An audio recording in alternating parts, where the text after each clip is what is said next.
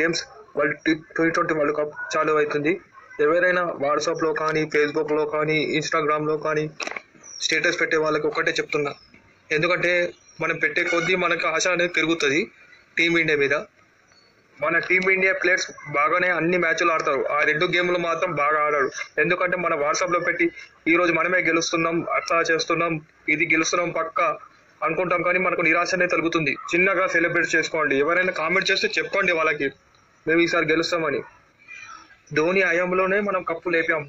అప్పటి నుంచి మంచి పర్ఫార్మెన్స్ ఇచ్చినా కూడా మనకి ఆ కప్పు అనేది చేతికి దగ్గరగా వచ్చి దూరం అయిపోతుంది.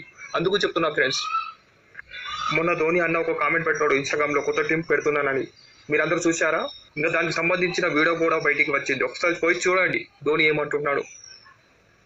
మన దిష్టి తలిగి ఇంకా వేరే దేశాల దిష్టి తలిగి మన టీమిండియా ఓడిపోతుంది. అందుకోసమే మనం కొంచెం కేర్ఫుల్ గా ఉందాం. నేను టీమిండియాకి అగేన్స్ట్ కాదు, టీమిండియాకి దిష్టి తలగద్దు, కప్పు లేపాల్సింది ఈసారి అయినా. మన కోహ్లీది, రోహిత్ లాస్ట్ ఇయర్ అంటున్నాం. దీంట్లో ఏమైనా తప్ప మాట్లాడితే కింద కామెంట్ చేసి చెప్పండి ఫ్రెండ్స్.